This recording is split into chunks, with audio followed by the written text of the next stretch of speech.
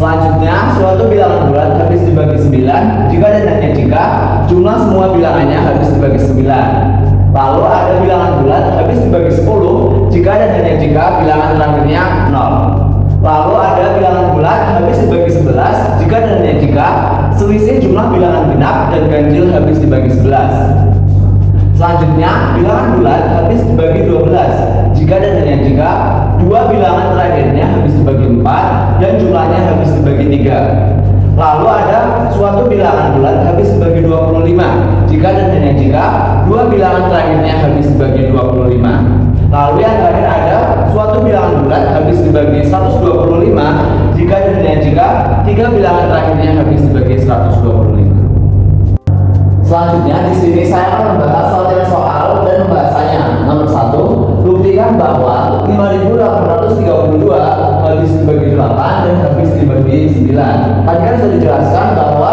suatu bilangan bulat habis dibagi 8 apabila 3 digit terakhirnya habis dibagi 8 juga.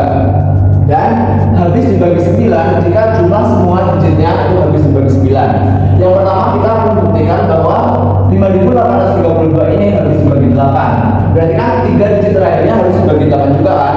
Berarti ambil 3 digit belakang yaitu ada 832 dibagi 8. Itu kan bisa kan menghasilkan bilangan bulat yang mana itu menghasilkan angka 104. Berarti jika hasilnya merupakan bilangan bulat, maka 5.832 ini habis dibagi 8. Selanjutnya kita akan membuktikan bahwa 5.832 habis dibagi 9. Yang mana habis dibagi 9 itu adalah jumlah semua digitnya itu harus dibagi 9 juga. Kan ada 5, 8, 3, 2. Berarti kita jumlahkan semua digit-digitnya. Berarti ada 5 tambah 8 tambah 3 tambah 2. Bukan 5 tambah 8 13, 13 tambah 3 16 dan 16 tambah 2 itu 18. Berarti jumlah digitnya itu kan harus dibagi 9. Tadi kan jumlah digitnya sudah ditemukan bahwa 18. Berarti 18 ini kita harus juga dibagi dengan 9. 18 dibagi 9 menghasilkan 2. Yang mana 2 itu merupakan bilangan bulat juga. Jadi terbukti bahwa 5.832 itu habis dibagi 9. Terus jadi terbukti bahwa 5.832 habis dibagi 8 dan habis dibagi 9. Selanjutnya, soal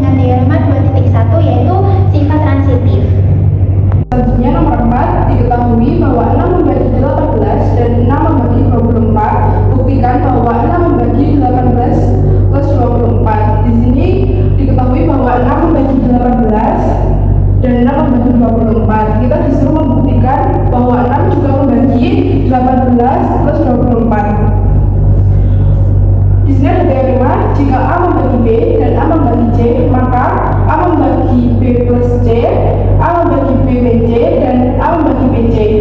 Yang pertama kita akan membuktikan bahwa 6 membagi 18. 18 itu sama dengan 6 dikali 3. Karena 3 merupakan bilangan bulat, berarti 6 membagi 18. Yang selanjutnya, apakah 6 membagi 24? Yaitu 24 itu sama dengan 6 dikali 4. 4 merupakan bilangan bulat, jadi 6 habis membagi 24. Selanjutnya kita akan membuktikan bahwa 6 juga membagi 18 plus 24. Di sini kita akan mencari B plus C-nya,